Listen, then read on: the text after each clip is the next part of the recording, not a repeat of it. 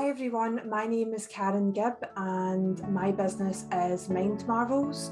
I'm going to be speaking at the Love Tutoring 2 festival this Monday, the 24th of January. And my talk will be at 7 p.m. It's a CPD accredited workshop all about calming and mindfulness techniques for tutors. My day job is working with young people on their own emotional well-being, and this workshop will provide tutors and educators with the opportunity to develop their own mindfulness and calming strategies, especially when working around young people, but also for themselves in their personal day-to-day lives.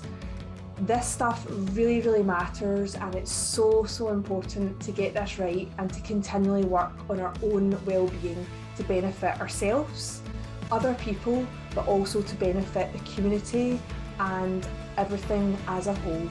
Look forward to seeing you then.